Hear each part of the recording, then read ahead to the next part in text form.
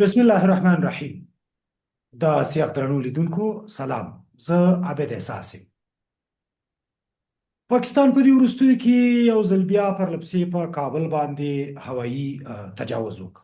بریدونه یې وکړه. د دغه بریدونو هدف بیا هم ملکیان وو. پاکستان د څه په لټه کې دی؟ آیا بریدونه د ټي ټي پي په دپاره دي، د ټي ټي پي د غړو د منځه وړلو دپاره دي؟ که د دې لپاره وي، خو ثابته شوې ده چې پاکستان تر اوسه پورې په دغه بریدونو کې هیڅ داسې څه په نښه نه کړل چې دوی ادعا کوي. همدارنګه په پرلپسې ډول باندې د افغانستان ملکي خلک په نښه کېږي. بلخوا دوی ته د ملکي خلکو د شهادت او د وژنې دغه ویډیوګانې هم رسېږي، دغه هر څه دوی ته رسېږي. خو د بشري حقونو ادارې، نور هیوادونه، ګاونډیان دا هم په دې خبره باندې چوپ دي او پاکستان جګړې ته ادامه ورکوي، کوشش کوي چې جګړه له ورځې بلې ته تیز کړي، جګړه زیاته کړي او ډیر ځایونه هدف کړي. د پاکستان هدفونه څه دي؟ دغه جګړې نه د پاکستان هدف څه دی؟ پاکستان څه غواړي لاس ته راوړي او هغه څه چې ادعاوې کوي هغه د دوی د حقایقو سره څومره سمي؟ د پاکستان د افغانستان سره د سیاستونو او د جګړې تاریخ څه دی؟ څه ډول دی؟ او افغانستان ته څه ډول سیاستونه پکار دي؟ افغانستان په دغه اوسني حالت کې، په دغه اوسني د پاکستان دغه تیری په مقابل کې څه باید وکړي؟ په دې ټکو باندې د بحث لپاره را سره د افغان ملت ګوند مشر، سیاستوال او د حالاتو څارونکی ښاغلی ستانګل شیرزاد صاحب دی. شیرزاد صاحب تاسو ته هرکلی وایو. مهرباني، تشکر. تاسو ستړي مه شئ، زما سلامونه ومنئ. شیرزاد صاحب، په پاکستان تاسو هم خبر یاست چې بیا په کابل باندې بریدونه وکړه، په سلګونو باندې ملکیان شهیدان دي. د 408 په شاوخوا کې تر اوسه پورې ارقام رسنیو ته لاسته ورغلي یا مسؤلینو شریک کړي دي. همدارنګه د 2.5 نه زیات زخمیان دي او دا ټول هغه روږدي یا معتادین وو چې په یو مرکز کې د درملنې لپاره راټول شوي وو. پاکستان په دې باندې تجاوز وکړ، نامردانه برید یې وکړ او دلته یې دغه خلک شهیدان کړه. کورنۍ د دې اختر د دې روژې په شپو ورځو کې د غم په ټغر باندې کېنولې. دغسې بریدونه د څه هدفونو دپاره دي؟ څه څرګندوي؟ او په سیاسي حالتونو کې، په نظامي حالتونو کې، د جګړې په حالتونو کې دغسې بریدونه څه په ډاګه کوي؟ څه څرګندوي؟ پاکستان د افغانستان نه څه غواړي یا کوم اهداف تعقیبوي؟ بسم الله الرحمن الرحیم. اول ستاسو د نشراتو د لارې نه ټولو هغه کورنیو ته چې په بیګانۍ پیښه کې د هغوی د کورنۍ غړي شهیدان شوي تسلیت وایم. شهیدانو ته د لوی خدای نه ورته جنت فردوس او زخمیانو ته صحت کامله غواړم. خدای پاک دې زر صحت ورکړي. ورور پاکستان سیاست د افغانستان په هکله بالکل څرګند دی. د هغه وخت نه چې شوروي اتحاد پر افغانستان یرغل وکړي او افغانان مجبور شول پاکستان ته لاړل، پاکستان ته یو ښه چانس په لاس ورغی. د غرب د پیسو او وسلو په زور یې د عربانو او د غربیانو د پیسو او د وسلو په زور یې د افغانستان په خلکو کې دننه سرمایه‌ګذاري وکړه او ډېر د بېمانه افغانان یې واخیستل او استخدام یې ځان ته استخدام کړل او دوی فکر کوي چې افغانستان داسې دوی قطعا د افغانستان د مستقل هېواد په حیث نه مني.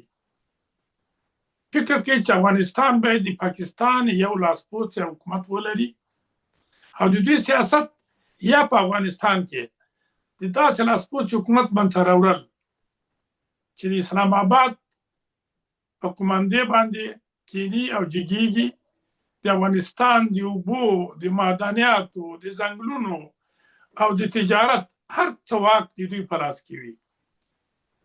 حتی بهرنی سیاست مطلقاً د دوی په لاس کې وي او یا د دوی په مشوره اقدام وکړي. یا داسې افغانستان او یا په افغانستان کې په دوامداره توګه بېثباتي. هر څوک چې مرکزي قوت مخالف وي باید پاکستان هغه سپورټوي چې صرف بېثباتۍ سبب وګرځېږي. دا د پاکستان پالیسي د افغانستان پاکي. دغه اهداف چې تاسو وویلو دا داستان دی را روان دی د افغانستان په سیاسي تاریخ کې، د پاکستان په سیاسي تاریخ کې. د افغانستان د جګړو په تاریخ کې، د افغانستان د کډوالیو په تاریخ کې، او د افغانستان د بدبختیو په تاریخ کې همدغه داستان را روان دی. او اوس پاکستان بیا هم دا څه غواړي. آیا هغه څه چې پاکستان غواړي هغه په افغانستان کې تطبیق کولی شي، هغه لاسته راوړلی شي، هغه ترلاسه کولی شي؟ آیا د افغانستان واک په افغانستان کې یو لاسپوڅی حکومت، د افغانستان اقتصادي شاربونه د دوی په لاس کې اوسیږي، د افغانستان کنټرول د دوی په لاس کې اوسیږي، دلته جګړې اوسیږي، افغانستان ناخاده اوسي، افغانستان آباد نه وي، افغانستان برباده اوسیږي؟ دغه لاسته راوړنې پاکستان دغه ترلاسه کولی شي د اهداف، یا دا لاسته راوړنې به ولري، یا افغانان تر څو پورې د دوی د دغه شومو اهدافو ښکار کېدلی شي؟ داسې دی چې پاکستان خو به انشاءالله ګوره د افغانستان خاوره، د افغانستان غرونه، ځنګلونه، د افغانستان د خلکو تاریخ دا استعمار شکن دي.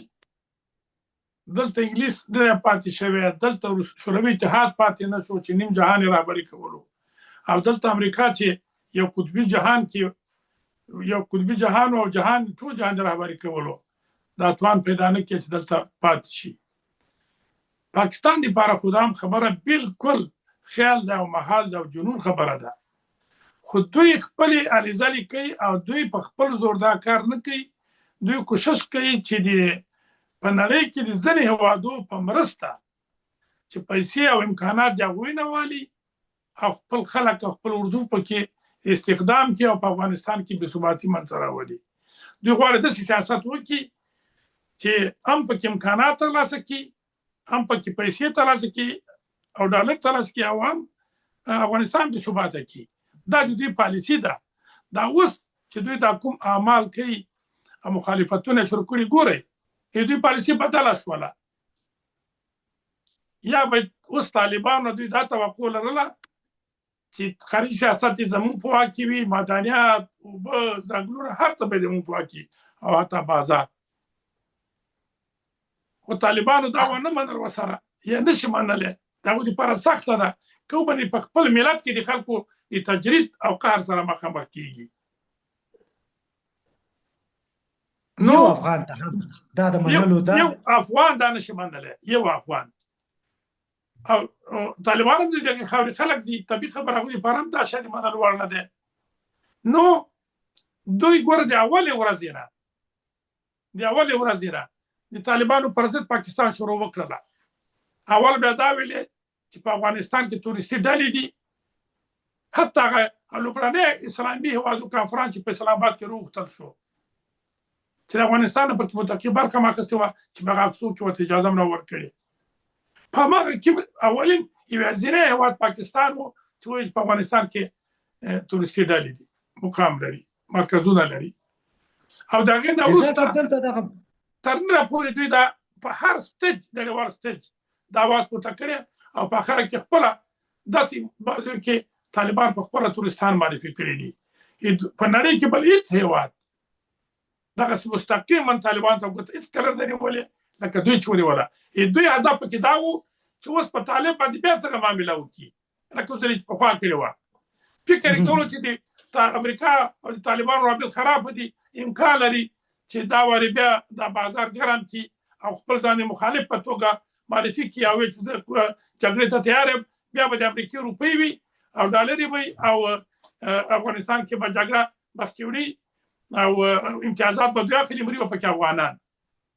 خو خوشبختانه زه تر کوم هدف چې زه معلومات لرم د امریکې په نسبت د دې خلکو اعتماد بایللی چې دا صرف تجارت کوي، فقط د تجارت لپاره ناست دي چې څنګه په افغانستان کې په افغانانو باندې تجارت وکړي او په هېڅ خبره هېڅ چا سره په صداقت نه دی ولاړ. زه درته څه مثال وایم، همدغه جګړه چې دوی په ډاګ چغې ویلې چې د توریزم په نړیواله جګړه کې موږ د نړیوالې ټولنې کلک ملګري یو. 33 میلیارده ډالر ورسره امریکې کومک وکړي په دغه کلونو کې چې د امریکې قواوې په افغانستان کې پرتې وې. 33 میلیارده ډالر، 33,000 میلیون ډالر. خو پاکستان دغه روپۍ راخستې چې په طالبانو سره پوه د حکومت د امریکا په مخالفینو سره پوه او چې خپل استفاده ونه کوله. یعنی اوس هغوی پوه شوي دي چې دا یو بېاعتباره او یو دروغجن هېواد دی او هېڅوک باور نه پکوي. شیرزاد صاحب، پاکستان جګړه د ټي ټي پي په نوم د ټي ټي پي په بهانه باندې په افغانستان کې را شروع کړې ده. پاکستان ادعا لرله چې ټي ټي پي په افغانستان کې ده. د ټي ټي پي مشران په افغانستان کې دي او یا د ټي ټي پي جګړه د افغانستان نه ملاتړ کیږي او په دې نوم باندې په افغانستان کې جګړه را شروع کړه. خو هغه نه وروسته چې دوی په افغانستان کې جګړه شروع کړې ده، په کابل باندې بریدونه وکړه، بیا په ولایاتو کې وکړه، بیا په کابل وکړه، بیا ولایتونو کې په پرله پسې ډول باندې د دوی د بریدونو یوه لړۍ روانه ده، د هوایي بریدونو د دوی د میزایلو. خو تر اوسه پورې د ټي ټي پي کوم کس نه دی په نښه شوی. د افغانستان ملکي خلک په نښه کیږي او دولتي اډرسونه په نښه کیږي. د پاکستان د جګړې نه څه روښانه کیږي چې پاکستان همغه د ټي ټي پي خبره چې کوله یا د ټي ټي پي ادعا چې کوله همغه هدف تعقیبوي او که هدفونه نور را روښانه شوي دي چې پاکستان یې تعقیبوي؟ اصلا ټي ټي پي یوه پلمه ده. ټي ټي پي نن نه ده پیدا شوې. ټي ټي پي 20 کاله پخوا پیدا شوې ده. هر څوک او پخوا د دې پاکستان سره د ټي ټي پي ډېر ښه روابط وو، د دوی سره نږدې اړیکې لرلې، همدوی سپورټول. دا صرف یوه پلمه ده او په دې هم پوهېږي چې طالبان، افغاني طالبان په دې موقف کې نه دي چې هغه د ټي ټي پي سپورټ کړي. که ټي ټي پي سپورټ لري بل څوک به وي چې هغه د امکانات ولري، که مالي سپورټ یې څوک کوي او که نظامي. افغاني طالبان دا توان نه لري. افغاني طالبان صرف یو ښه سلوک ورسره کولی شي، یو ښه ستړي ورسره کولی شي. دوی مهاجرینو ته لاکل دا نشي ویلی چې تاسو افغانستان کې مه اوسېږئ د مهاجرینو په حیث باندې. چند دا بشري مسله ده، هم د اسلام له نظره طالبان دا کار نشي کولی.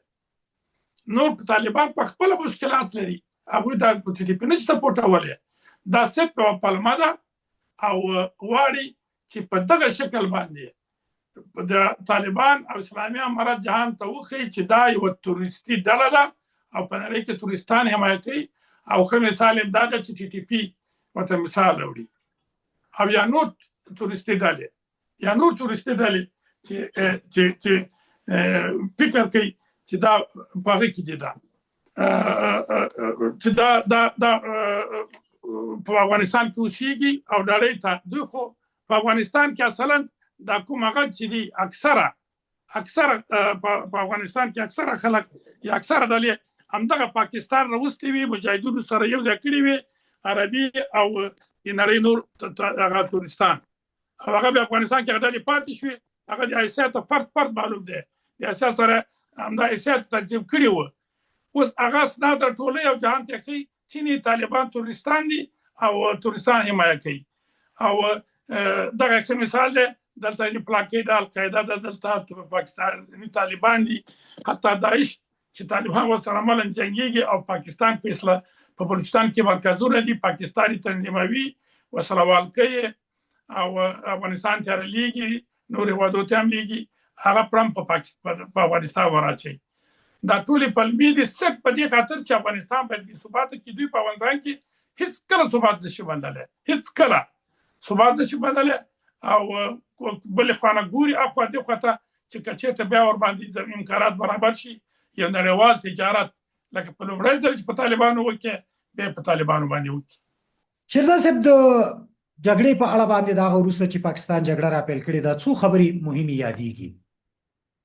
د امریکا دپاره په افغانستان کې نیابتي جګړه، د امریکا د وسایلو له منځه وړل، د باګرام دپاره جګړه، په افغانستان کې د ناامنیو جوړول، په افغانستان کې د پاتې امریکایي تجهیزاتو د له منځه وړلو جګړه، او بیا هغه څه چې په افغانستان کې واضح دي، روښانه دي، او د قطر په خبرو کې روښانه شو، یا د افغانستان د دفاع وزیر ویلي دي، د نورو مسؤلینو ویلي دي، د وزارت داخله مسؤلینو ویل، د قطر په خبرو کې، د ترکیه په خبرو کې او د سعودي په خبرو کې نور مسایل راووتل چې هغه د ډیورنډ لاین مسایل وو، هغه د افغانستان د بهرني سیاست مسایل وو، او هغه دلته د خوښې او د ناخوښې د سیاستونو کول وو. دا ټول کیسې راووتلې. خو پاکستان دغه ټولې کیسې په یو وار تعقیبوي، که بیا د امریکا نیابتي جګړه کوي، کوم ټکي په دغه تحلیلونو کې ستاسو په نظر باندې سم دي؟ تاسو د سیاستونو تجربه لرئ او د افغانستان دغه 40 کلن انقلاب او تاسو بیا په دغه مرحله کې په همدغه ټول وخت کې تاسو د یو سیاسي ګوند فعال پاتې شوي یاست او په هغه کې مو ښه ونډه ترسره کړې ده او د دغه جریانونو او د خبرو اترو د ناستو او د غونډو او د لویو جرګو او د دې ټولو په دې کې غړي پاتې شوي یاستئ. دغه ټول ټکي چې یادېږي پاکستان څه غواړي اصلا؟ هغه اصلي اهداف چې پاکستان غواړي او دغه ټکي چې ما یاد کړ په دې کې څه کېدلی شي؟ اصلا په دوام د 50 کال پاکستان د امریکا او د غرب سره هغه پروګرام د افغانستان په کله اومني چې د هغوی پکې دلچسپي وي، خو په څنګ کې په هغه د هغوی په امکاناتو دلته د خپل پروګرام تعقیبوي. لکه څنګه چې ما درته ویلې د تیر جمهوریت په دوره کې 30 میلیارډ ډالر امریکای د پاکستان سره کومک کړي چې زه د تورستانو په نړیواله جګړه کې تاسو سره ولاړ یم، خو دوی په څنګ کې د یو څلو هیوادونو تورستان مشرف راوستل او د افغانستان د پښتونخوا په دې غرونو کې د چترال نیولې تر ایران پورې د ځای په ځای کړل. یو څلوېښت هیوادو تورستان د مشرف راټول کړل د القاعدې او د نورو سازمانونو په مرسته. دوی خپل هدف پکې لري. اوس هم دوی یو خوا نه غواړي چې د امریکې توجه راجلب کړي. دوی په دې پوهېږي چې امریکا د افغانستان نه مایوسه وته، ناراضه ده. یو خوا نه یعنی خپل امریکایان په دې قانع دي چې د امریکې د ناکامه وته دي د افغانستان نه، او خپل څرګندونه کوي د دوی څرګندونه کوي. بل خوا نه ډېر سلاح وسایل مهمه پاتې دي. دغه وسایل او سلاح د خپل پاکستان هم تقریبا لوړ نه ده او تعامل کوي نه شي. دوی کوشش کوي چې امریکا په دې قانع کړي چې دا کار موږ درته کوو. بل هغه د دوحه په تړون کې بین الافغاني ډیالوګ څلور مادې وې د تورستانو وتل، په افغانستان کې د امریکایي عسکرو حضور صفر کېدل، د افغانستان خاوره تورستان د چا پر ضد باید استعمال نه کړي، او دریم بین الافغاني ډیالوګ او د بین الافغاني ډیالوګ په نتیجه کې یو مشمول حکومت. کله کله ورته نړیواله ټولنه یادوي چې تاسو خپل تعهدات په ځای کړئ. نو دا خبره دوی چې وروره دغه موږ طالبان دې ته مجبوروو چې هم دغه بین الافغاني ډیالوګ او مشمول حکومت او هم د وسلې دغه تعهدات امریکې ته دایم چې دوی منډې برمنډې ورته وي. زه چې تر کومه حده پورې خبر شوم د امریکې په حکومت کې دا خلک کاملا بې اعتماده دي، خو همدومره ورته ترامپ ویلي دي چې ساري ورته خورولې چې وکړه دغه مشکلات چې دي دا ته کوشش وکړه چې کاله شي حل کړه. مشکلات داسې مطلب ده نه چې د جګړه وکړه. ممکن خلک وایي چې موږ چې باګرام به موږ طالبان دې ته وعده راکړو چې باګرام امریکې ته د واډې پیسې وسپاري. او که څه ده که تاسو کولی شئ تاسو خبرو رنما سره دا کار وکړئ، خو د خبرو د لارې نه وکړئ. نو دوی ورپکې اوس خپل هدف څه شی لري چې هلته به څنګه سرکوب وکړي. حتی باګرام یې همدې لپاره بمبار کړی و چې هلته پکې نظامي وسایل د افغانستان له منځه یوسي. د دوی خپله دغه نظامي وسایل چې افغانستان ته څه پاتې دي دا د دوی د زړه په سر یو اغذیه دی، دا هېڅکله دوی لپاره تحمل وړ نه دي. په ډېر تاسو 40 کاله د افغانستان خلک یو شمېر ډلې ټپلې د پاکستان وغولوله. اوس خوشبختانه یوه شی د خوشبختۍ خبر دا ده چې اوس ټول افغانان سیاسي او غیر سیاسي ګوندونه او افراد، مذهبي او غیر مذهبي، چپي او راستي، ملي او ټول په یو اواز باندې د پاکستان دغه د اولې سیاست د افغانستان په اړه باندې د 50 کاله 40 کاله مخکې وړه په دې پیږي او د دې څه دا اوس درکړی دی. دا د پاکستان په اړه تقریبا اوس وحدت نظر موجود دی. چیرته چې اوسنیو شرایطو ته په کتلو باندې دغه نړیوال مسایلو ته د سیمه کې د افغانستان چې کوم مسایل روان دي، د پاکستان اقتصاد، د پاکستان داخلي وضعیت، هلته د پاکستان د قومونو مسایل، د بلوڅو غوښتنې، د پښتنو غوښتنې، د سندیانو غوښتنې، د کشمیریانو غوښتنې، د هغوی غوښتنو او حقونو ته نه رسېدل، او بیا تر دې پورې چې هغوی وایي چې نور د حقونو د غوښتنو نه مسله وتلې، دا داخلي وضعیت دی، اقتصادي وضعیت دی، دلته د نړیوال نظم کیسې، دلته په سیمه کې د نورو جګړو کیسې. پاکستان په دغه شرایطو کې، په دغه حالاتو سره، پاکستان په دغه ځان سره چې اوسې لري، یا په دغه داخلي سیاست سره، په دغه داخلي جوړښت سره، او بیا په دغه اقتصاد سره، کوم اهداف چې په افغانستان کې غواړي تعقیب کی، یا کوم اهداف چې غواړي په افغانستان کې ترلاسه کی، دا ترلاسه کولی شي. زه که یو په یو تاسو وایم، مثلا د امریکا غوښتنې پاکستان کولی شي چې ترلاسه کړي؟ ګوره نه، هیڅ کله نشي کولی، هیڅ کله نشي کولی، خو دوی خپل هغه ته په تلاش کوي که نه. همدغه تا چې ورته اشارې وکړې، دوی سخت مشکلاتو سره مخامخ دي، دوی سخت مالي مشکلاتو سره مخامخ دي. دوی هغه بانکونه د نړیوال بانکونه چې د هغوی سود او قرضونه ورباندې هغه اوس نشي ورکولی، د خپل عادي بودیجه او انشاپي بودیجې ډېر مشکلات لري، خپل عادي بودیجه هم سمه نشي پوره کولی.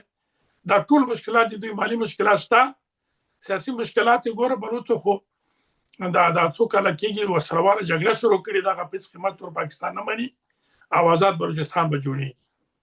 خپل منشور اعلان کړی دی، خپل قانون اعلان کړی، خپل قانون اعلان کړی دی، دا په هېڅ قیمت هغوی نه مني. او دا همدغسې په پښتونخوا کې هر ورځ 10-15 بریدونه د ټي ټي پي په وسیله او یا ځینې نورې ډلې مالته منځته راغلي د هغوی په وسیله په پاکستان باندې کېږي. حتی اوس هغه چترال او په دې منطقو کې خلک راپورته شوي دي، هغه کشمیر چې دوی آزاد کشمیر بولي او خلک ورته غلام کشمیر بولي، په هغه کشمیر کې دوی په ضد اوس خلک راپورته شوي دي. مطلب دوی دغه ټول په داخل کې سخت مشکلات لري، بې باورۍ موجودې دي د دوی او د عمران خان ترمنځ، د دوی د پښتنو ترمنځ، د مذهبي ګوندونو سره اختلافات، د پی ټي ایم سره اختلافات، دغه ټول پاکستان اوس په داسې مشکلاتو سره مخامخ دی. دوی اوس دا کوشش کوي، دوی فکر کوي چې که موږ چېرته یو قوي سپورټر پیدا کړو لکه امریکا یا غربي دنیا یا عربي دنیا کلک ملاتړ وکړي، یا چین چې موږ په مالي سپورټ نه کړي او د بحران هم روباسي. دوی خو تشکیلات لري که نه، دوی خو دا 50 کاله لوی پوځ جوړ کړی دی، د هند معادل، خو د غرب په پیسو جوړ کړی دی، د عربو پیسو جوړ کړی دی. اوس هغه ضرورت ورته نشته، نه شوروي ته شته چې دا پوځ امریکا او غرب د شوروي اتحاد په ضد وجنګوي، نه هغه چین شته هغه ماوچ انقلاب یا صادرولو، نه هغه ته ضرورت لري. خپل چین کې سرمایه‌داري نظام دی، څنګه چې قدرت کې به کمونستان وي خو نظام پکې سرمایه‌داري دی، د انقلاب د صدور خبره ختمه شوې، نو ورته دنیا پیسې نه ورکوي، په دوی باندې اوس لارې ورکې دي. نو تپ په تلا شروع کړی دی چې که د دغې لارو نه بیا یو سپورټر پیدا کړي او دوی د دغه بحران نه راوځي. خو زه فکر کوم چې په پاکستان باندې نور وخت تېر دی او پاکستان به ورو ورو له منځه ځي. په دې کې بریالی کېدی شي، په دې پروګرام کې چې دوی غواړي او هڅه یې کوي، په دې کې بریالی کېدی شي، امکانات شته چې دې کې کامیابه شي؟ هېڅ سوال نه پیدا کېږي. دوی په دې ګوره، اول خو پاکستان مخلص سپورټران نور نه لري، یو حالات بدل شوي، ما درته مخکې وې. پخوا چې انګریزانو دا پاکستان منځته راوړو او غرب یې سپورټ وکړي امریکې، هغه د 2 قوتونو د مخنیوي په خاطر چې یو شوروي اتحاد و بل چین کمونیست و، چې دواړو انقلاب د هغه وخت ضرورتونو دوی سپورټول. اوس هغه دواړه نشته، شوروي ته له منځه تللی روسیه ده، روسیه کې خپله سرمایه‌داري نظام دی او شوروي اتحاد هم تقسیم شو. په چین کې قدرت په کمونستانو په لاس کې وي، خو هلته هم سرمایه‌داري نظام روان دی. د انقلاب د صدور خبره اوس چینیان نه کوي او نه ورته ضرورت لري، حتی خپله هغه نظام په هغه لحاظ باندې صحیح لحاظ باندې د مارکسیزم پر اصولو ډډه وله دا کوم نظام چې اوس په چین کې موجود دی. شیرزاد صاحب نو د دا جګړې نه ورته دا هغه نه لري. دویم دومره غلط سیاستونه وکړو چې په هیڅ چا اعتبار پرې نه کړو. اوس په دې هیڅوک اعتبار نه کوي. نو ټول دا چانس نه لري چې کلک سپورټر ترلاسه کړي. شیرزاد صاحب د جګړې یو بل بود پاکستان غواړي چې افغانستان امن نه وي، پاکستان غواړي چې افغانستان باثباته نه وي، پاکستان غواړي چې افغانستان پرمختګ ونه کړي. د افغانستان د بې ثباته کولو هڅه د پاکستان کامیابیدونکې ده، یا پاکستان کولی شي چې افغانستان د پرمختګونو نه راوګرځي. پاکستان کولی شي چې د افغانستان د ولس دا ذهنیت بیرته بدل کړي چې د افغانستان خلک نور جګړه نه غواړي. د افغانستان خلک وایي چې نور موږ وینې په وینو نه مینځو. د افغانستان خلک وایي چې موږ په 40-50 کاله جګړو کې هیڅ ترلاسه نه کړه، او د دې نه دا نتیجه هم ترلاسه کیږي چې ډیره تحلیلونه هم دا دي چې پاکستان نن مخامخ خپله جګړې ته رادانګي، نور نشي کولی چې افغانان په افغانستان کې وجنګي. نو پاکستان په افغانستان کې کولی شي چې بې ثباتي بیا رامنځته کړي، په دلته نور وسلوالې ډلې رامنځته کړي، دلته داخلي جګړو ته زمینه برابره کړي، دلته افغانان په خپل منځ کې وجنګي. د دې توانایي لري، د دې وړتیا لري، یا دا به ترلاسه کړي په دغه جګړه باندې چې اوس په افغانستان کې کوي، یا دغه بریدونه چې په افغانستان کې کوي، یا دا بمبارۍ چې په افغانستان کې کوي. په دې باندې به د افغانانو فکر بدل کړي، جګړې به نورې رامنځته کړي، افغانان به په خپلو منځو کې سره واچي، بې اعتباري به رامنځته کړي. دا کار کولی شي که نه؟ ګوره پاکستان دغه 2 کاله په دې مصروف دی چې داسې افغانان چې دې ته حاضر وي چې کورې جګړې ته ورښکته شي، سفرونه کوي ترکیې ته، ایران ته، غربي دنیا ته، د طالبانو مخالفین راټولوي، په اسلام آباد کې ورته زمینه مساعدوي، امکانات توادې ورکوي. خو تر اوسه پورې پاکستان په دې باندې نه دی موافق شوی. علت هم دا دی چې د افغانانو ترمنځ پاکستان سخت بې اعتباره شوی دی، او پاکستان اوس دغه توان نه لري چې افغانان راپورته کړي او د طالبانو په ضد استعمال کړي. په دې کار کې پاکستان ناکام دی او انشاءالله نه به کامیابیږي، ځکه چې په 90% خلک د پاکستان په دغه سیاست پوهیږي، او د پاکستان د هر عمل په مقابل کې په ملي او بین‌المللي سطح عکس العمل ښیي، او څوک دا جرأت هم نشي کولی، څوک دا جرأت هم نشي کولی چې د پاکستان په خوا کې ودرېږي. هغه افغانان پوهیږي چې افغانان بیا د موږ پرته د طالبانو نه خپل افغان ولس موږ پر ضد جنګېږي. نو پاکستان په دې کار کې ناکام دی. همدا وجه ده چې اوس خپله دغه نظامي حملې کوي او په مختلفو اشکالو باندې کوشش کوي چې هغه نظامي مخالفینو ته ورهه ورکړي چې موږ در سره یو او طالبانو باندې موږ جګړه کوو، تاسو کوشش وکړئ، موږ هم سپورټوو، نظامي امکانات ته برابروو، تاسو راشئ موږ سره ودرېږئ، موږ تاسو د سپورټ کوو. خو په دې کار کې پاکستان ناکام دی. ځکه ناکام دی چې د افغانستان 90% خلک د دې کار مخالف دي. د پاکستان د هر عمل اوس په دې تقریبا 90% زیات افغانان په دې پوه شوي دي. ممکن یو شمېر جاسوسان چې اوس هم د اسیا نه تمویلېږي او په کلونو ورته خدمت کړی، د پلار او د کور د وختونو نه د اسیا نوکران پاتې شوي، هغه به اوس هم کار ورته کوي. خو ملت په مجموع کې ټول د پاکستان د دې سیاستونو سره مخالف دی، او د پاکستان په عزایمو او اهدافو باندې پوه شوي، او د پاکستان په دې کارو کې پاکستان ملاتړ نه کوي. او د پاکستان چې کومې نقشې جوړوي د هغه نقشو مخالفت ټول افغانان په شریکه کوي. شیرزاد صاحب د خبرو اترو د لارې د عربي هیوادونو نه یو څه تمه قطع شوې ده، ځکه کله چې قطر خبرې وکړي، ترکیه خبرې وکړي، د هغې نه وروسته سعودي عربستان یو هیئت کابل ته راولېږي، اسلام آباد ته ولېږي، بیا کابل ته راغی، او د کابل نه لا د سعودي عربستان هیئت اسلام آباد ته په لاره و چې بیا پنجاب په کابل باندې تجاوز وکړو، برید یې وکړ. هغه وار خبرو نتیجه ورنه کړه. دوه بوده دي.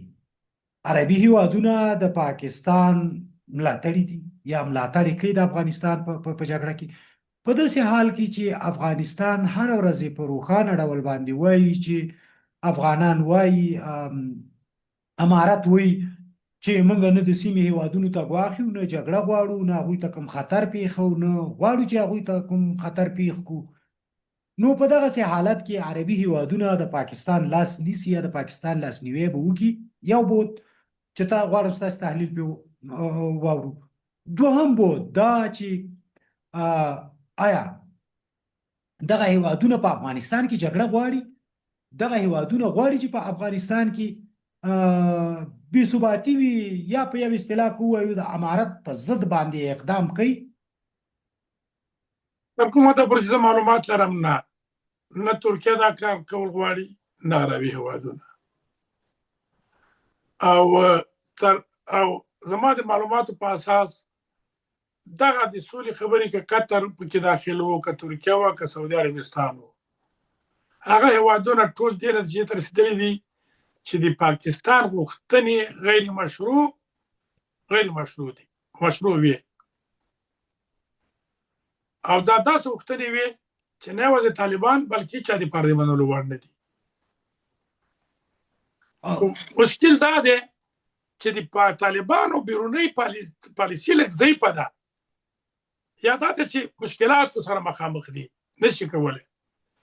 کنه دغه هیوادونه په دې پوه شوي دي چې د پاکستان دا غوښتنې دا د مستقل هیواد پر خلاف د هغې حاکمیت او استقلال ته د احترام نه درلودلو په معنا دي. ګوره پاکستان پښتو کې ساده متل دی، که یاري کې کوڅې ډېرې دي او کنې کې بانې ډېرې دي. که چېرته پاکستان سوله ییز حل غوښتلی، طالبان خو ډېر په صراحت ورته وایي چې هېڅوک هېڅ چا ته اجازه نه ورکوو چې د افغانستان خاوره د چا پر ضد استعمال کړي. او موږ د ټي ټي پي حمایت نه کوو، د پاکستان په خلاف یې موږ سپورټ او ملاتړ نه دی کړی.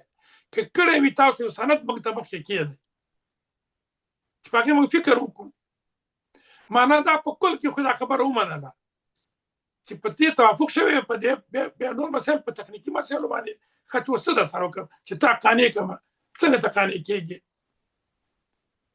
ټي ټي پي سره خو قبایلي منطقې په لاس کې لري. دا قبایلي منطقې خو دا 100 کاله د پاکستان په لاس کې نه وي. اوس دا د ډیورنډ دا زنجیر منځیر یې تېر کې وسله خلکو ګرځوله، هلته قطعا د آزاد پښتونستان چې موږ ورته وي، دا شمالي وزیرستان او جنوبي وزیرستان او کورم ایجنسي او خیبر ایجنسي، باجوړ ایجنسي، مومند او ملکان، او هغه چې پکې دی د شانو مشر چې و هغه نوم یې د یاده وتو، هغه د شانو هغه ایجنسي چې هغه ول مشر د شانو د هغه ایجنسي و. دا و ایجنسي چې دی دلته خو د پاکستان حتی د پاکستان د لور نه ټایر نشو داخلي دی، ولو که د سایکل هم و. وسله خو پرېږده، نظامي او مهمات خو پرېږده، دا ازادې سیمې وې. هغه اوس ټول د ټي ټي پي په لاس کې دي، ټي ټي پي پکې ازاد ژوند کوي. څه ضرورت لري بیا دا امکان لري چې د کابل راځه په پېښور کې یا په هغه کې عملیات کوه، د رسمال خان کې یا بنو کې یا باجوړ کې. دا ګوره یو څوک چې عملیات کې لا عقل د همغې منطقې 2 ساعته 3 ساعته نه زیاته فاصله چې منځ کې موجوده وي. خو موږ خپله چرکي جنګونه کړي دي، په دې باندې کې څوک پوهېږو، هېڅوک بیا دا توان نه لري چې برید دې وکړلی شي په لرې فاصله کې. نو هغوی همالته پراته دي، دا چې څوک سره کومک کوي نه یې کوي، خو طالبان دا توان نه لري، نه مالي نه نظامي. نو دا اوس په دې کیسو ورسره طالبانو، افغاني طالبانو خو ورسره قطر سره د سعودي عربستان او د ترکیې په ټولو په وخت کې ورته چې وروره موږ دغه تعهد لرو چې د افغانستان خاوره به د هېڅ چا په ضد نه استعمالېږي. او رښتیا هم نه استعمال شوې ده، په 5 کالو کې هېڅ چا په ضد نه استعمال شوې. طالبان ښه مثال ورکولی شي. خو طالبانو د پاکستان ډیر اسناد ورسره دي چې د عایشاني سپورټ کړی دي او بیا افغانستان ته لګلي دي. هغه اسناد د طالبانو په لاس کې شته. برعکس پاکستان د سره نه. شیرزاد صاحب دوه ټکي د خبرو اترو او د جګړې چې دا د افغانستان او د پاکستان د مسالې یا د پاکستان د پوځي رژیم او د افغانستان د مسالې، دا دوه دغه ټکي دي چې په دې باندې به بحث کیږي، په دې باندې به دا به د سیاست محور وي. آیا پاکستان خبرو اترو ته راځي او که هغه شرایط بیا وړاندې کوي لکه څنګه چې مخکې وړاندې کړه، هغه بیا افغانانو ته د منلو وړ دي؟ د خبرو اترو د لارې د ډیپلوماسۍ له لارې د پاکستان سره د افغانستان قضیه حل کیدونکې ده یا حل کیږي یا د حل امکان شته؟ اوس تازه چین کوشش شروع کړی چې منځګړیتوب وکړي. د چین منځګړیتوب یا د روسیه منځګړیتوب یا د ترکیه منځګړیتوب یا د سعودي عربستان منځګړیتوب دا نتیجه ورکوي د پاکستان په دغه پالیسۍ باندې، په دغه فکر باندې، په دغه چلن باندې، په دغه سیاسي برخورد باندې، دا د یو ګاونډي په توګه باندې د افغانستان سره په روان چلن باندې خبرې اترې، ډیالوګ، ډیپلوماسي د پاکستان سره دا به نتیجه ورکي وربه نه کی؟ او که نتیجه ورکي څه ډول یو ډیپلوماسي ته ضرورت دی ترڅو پورې نتیجه ورکي او د پاکستان سره افغانستان د خبرو اترو لارې حل ته ورسیږي؟ هغه به څنګه خبرې اترې وي؟ ګوره تر کومه حده پورې چې ته د پاکستان د پوځیانو په سیاست او د ایسیا په سیاست باندې پوهېږې، په ژوند کې دوی د افغانستان په هکله باندې صادقانه پالیسي نه لري او نه ورباندې عمل کوي. یوازې هغه وخت به دوی دې لارې ته راشي او د سیاسي حل به په رښتینې توګه ورته کار وکړي، ومني چې طالبان په نظامي ډګر کې پاکستان ته اخماتونکي جواب ورکړي. اخماتونکي په دې معنی صرف دا نه چې په دې سرحداتو کې دوی په پوستو باندې جنګونه کوي او بریدونه کوي، هلته هغه په هغې باندې پنجابیان نه خفه کېږي. هغه اکثر هغې خو هم پښتانه مري، دوی خو هم پښتانه مري او پنجابي ټول پښتون دښمن ګڼي. لکه څنګه چې دغه د بې پیلوټه طیارو په ذریعه د ټکله پورې غرضنې سیمې لکه اسلام آباد او بعضې منطقې ویشتي. دغسې په عملیاتو کې کوشش وکړي. زه تر کومه حده پورې چې زه معلومات لرم طالبان دا توان لري چې په زمیني جګړو کې کولی شي چې د ټکله پورې غاړه ښه پراخه هغه وکړي، دا عملیات وکړي، داسې عملیات چې پاکستان ورته ګوته په غاښ پاتې شي. نور به نظري تشریح کومه چې څه رقم عملیات خو دا توان ویې لري، خو تر اوسه پورې چا اجازه نه ده ورکړې. شیرزاد صاحب د جګړې په اړخ پوښتنه کومه، ما وویل چې دوه بوده دي یا په دې میدان کې همدا دوه خبرې دي چې یو جګړه ده او یو ډیپلوماسي ده.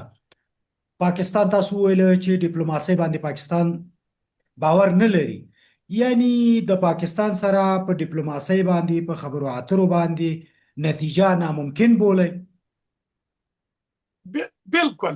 پاکستان ګوره تاسو په 40 کاله پاکستان سیاست د افغانستان د حکومتونو سره وګوره. ډیپلوماسۍ مسله اوس په حکومت له او نظامي عمل کول خپله پوځیان کوي، ایسیا کوي. حکومت د افغانستان پاکستان حکومت نه اوس او نه پخوا هیڅ کله د افغانستان په مسله کې نه واک لري، نه اختیار لري او نه پالیسي د دوی په لاس کې ده. درې مسلې دا هیڅ کله د حکومت په لاس کې نه دي: د افغانستان مسله، د کشمیر مسله او د اټوم بم مسله. دا د پوځ په لاس کې د پالیسي پوځ جوړوي او دوی د ملکي حکومت به عملي کوي. نو دوی کوشش کوي بل دا هغه هم ته لري فکر وکړي چې یو اخلاق لري، یو کرکټر لري، تعهد به تعهد وي. نه، هېچا سره په تعهد نه دی ولاړ، هېچا سره تعهد نه دی کړی. د زور تسلیم دی. که زور یې ولیدو بیا به په رښتینې توګه خبرو ته کښېني او د افغانستان استقلال ته به احترام وکړي او افغانان ملي حاکمیت ته به احترام وکړي. بغیر د دې نه چې دوی زور ونه ویني، دوی په خوله وایي خو په عمل کې ما خپله پالیسي مخکې وړي. د دوی پالیسي ده. یعنی دا ویلی شو چې طبیعتا د پوځ پالیسي د ډیالوګ او د ډیپلوماسۍ پالیسي نه ده، هغه د جګړې پالیسي ده. ګوره څو ځل چې طالبان په خبرو کې سرنږدې شوي دي هیاتونه، خو تا مخکې وې په لارې دوی دلته نظامي عمل وکړي، خو دا په خپله بېطنایي ده که نه، دا په خپله په دې معنا ده چې نه غواړي چې په خبرو دا مسله حل شي او توافق ته دې ورسېږي. مذکور مثال درته وایم، دا وي ته چې پیر د افغانستان ته راځي او زه نه درلېږم، ښه راشه ته وکړم، راځه په دې ساحت کې سره 1000 نفره درو، 1 نفر ستا 1 نفر زما، اخوا دېخوا زما خوا ستا، او دا منځګړي به په ورباندې ګرځېږي چې کنټرول یې وکړي. ګوره دوی بیا چې مسله حل حل لارې شته، خو دوی نه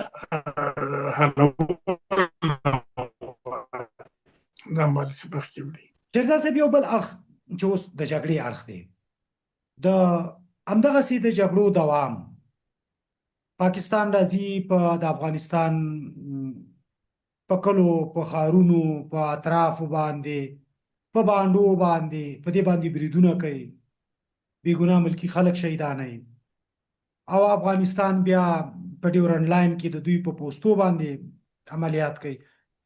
تقریبا دغه د جګړې دا شکل دریم ځل دی چې تکرار کیږي، او څومره دغه جګړه اوږدېدی شي، څومره دغه جګړه دوام کولی شي، یا د دې جګړې د دوام دپاره کوم عوامل دي چې وینئ چې دا جګړه به اوږده کړي؟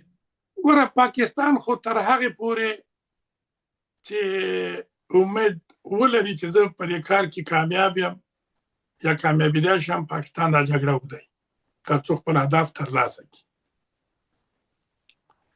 زما په عقیده که طالبان غواړي چې په دغه حالاتو کې د هر څه سمه مقابله وکړي، یو شمېر کارونو ته باید جدي توجه وکړي.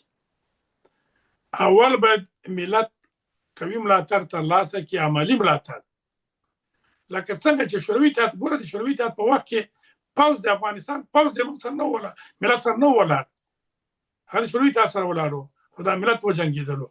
اوس هم ملت دا توان لري، هماغه مجاهدین شته، مشران شته، هماغه لاره معلومه ده چې ملت مسله شي او هر قوم خپل یو مشر او مجاهدین رامیدان ته شي، او پرته دي چې طالبان په دولتي سطح باندې څه جنګولی شي او دوی د پاکستان پر ضد چرکي جنګ دپاره آمادګي ولري او یا جګړه شروع کړي.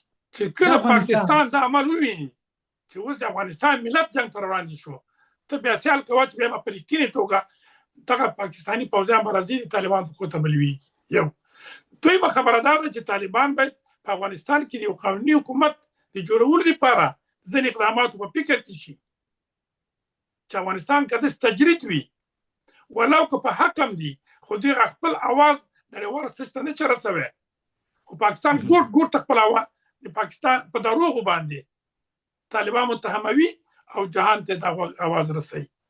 نو په افغانستان کې باید یو د افغانانو ترمنځ یو ملي وحدت لپاره طالبان کار وکړي او کوشش وکړي چې داسې یو قانوني حکومت او مشروع حکومت ترمنځ کې چې هم ملي ملاتړ ولري، هم نړیوال ملاتړ، چې افغانستان د انزوا نه راوځي. دې لپاره باید طالبان کار وکړي، په دې باید فکر وکړي. نو دغه کارونه باید طالبان چې وکړي، نو انشاءالله نه یوازې دا چې پاکستان به په دغه عزایمو کې کامیابېږي نه، داسې ماتې به وخوري چې دایم به په تاریخ کې به ورته یادګار پاتې شي. شیرزاد صاحب، دغه جګړه د افغانستان دپاره هم ډېره زیان اړوونکې ده، د پاکستان دپاره ده، او تاسې مخکې په لومړیو کې په خپلو خبرو کې وویله چې د دې جګړې او د پاکستان کې د وسلوالو ډلو د ملاتړ او دا ظرفیت افغانستان نه لري، افغانستان جګړې هم نه غواړي. د دغسې جګړو هغه لوړ لګښتونه دي، خو د افغانستان د ملت روحیه د پاکستان په وړاندې داسې ده چې تاسو د وحدت خبره وکړه، او موږ او تاسو ګورو که هغه د امارت مخالفین دي، که موافقین دي، که دلته ولس دی، که سیاسي ډلې دي، که هغه پخواني یا که نظامي ډلې اکثریت خلک د پاکستان د دې جګړې مخالف دي او د پاکستان دا کړنه غندي د پاکستان د دې کړنې په وړاندې د درېدو غږ کوي د ودرېدو غږ کوي افغانستان د پاکستان د دغه جګړې سره څه ډول باید مبارزه وکړي څومره مبارزه کولی شي او دا وړتیا په افغانانو کې څومره شته ده په داسې حال کې که پاکستان په دې باندې ډاډه وي چې په افغانستان باندې بمونه وغورځول او افغانان به په دې باندې مات شي خو روسانو د دې نه ډېر لوی لوی بمونه وغورځول هغوی نیپال وغورځول نورې وغورځول اورالې وغورځول هغې باندې افغانستان ولس مات نه شو د افغانستان ولس هم د بمونو د لوی لوی غږونو سره عادت دی او امریکا د بمونو مور هم استعمال کړه نور هم استعمال کړه پاکستان په دې باندې افغانان ماتولی شي او افغانان څومره د دې وړتیا لري چې لکه د امپراتوریو نه د خپل خاورې دفاع کړې ده چې د پاکستان په وړاندې په کلکه باندې د خپل خاورې دفاع وکړي د خپل ارزښتونو د خپل ولس د خپل حقونو د خپل ارضي تمامیت د خپل ټولو هغه ارزښتونو دفاع وکړي چې هغه د یو ملت د یو وګړي دپاره د یو ملت دپاره د یو حاکمیت دپاره لازمي ګوره دا چې په دغه په سوال یې څو تیارې اخیستې دي شوروي ته خپلې تیارې تولیدولې د تیارو لښکرې ورسره وې دومره سخت بمبارونه چې کړي چې ما په خپلو سترګو لیدلي پاکستان په ژوند کې هغه بمبارونو توان نه لري د افغانستان خلک نه په تیاره ډارېږي نه په بمبار نه په شهادت دا پاکستانیانو ته معلومه ده خبره صرف دا ده چې دوی ورځنۍ امیدواري دا ده چې دغه که یو ځه فشار واچوب د دوی داخلي مخالفین به جرأت پیدا کړي او د افغانستان به یو کورنۍ جګړې ته ورټېل وایي هغوی ته به جرأت ورکړي که نور پاکستان په دې ښه پوهېږي چې په دغه بمباریو باندې افغانستان نه تسلیمولی شي او نه ورباندې دوی خپلې غوښتنې تحمیلولی شي زما په عقیده چې اوس طالبانو ته په څو شیان پکار دي یو په خپله پاکستان کې د افغانستان ډېر دوستان شته چې د افغانستان موږ هغوی ته پاکستاني نه وایو هغه هم د افغانستان یوه برخه ده د افغانستان د استقلال او حاکمیت ده اوس هم دفاع کولو ته تیار دي هغه که افراد دي که ډلې دي که مذهبي ډلې دي او که ملي ډلې دي د هغه ټولو سره به طالبان رابطه پیل کړي دویم باید د ملي وحدت لپاره د خپلو خلکو سره تماسونه شروع کړي دغه انحصار پالیسي حکومتونه تباهي خواته بي بالاخره یو جامع پالیسي چې داسې افغانستان چې په هغې کې په حکومت کې هر سړی خپل ځان وویني یعنې که د ټولو افغانانو نمایندګي وکړي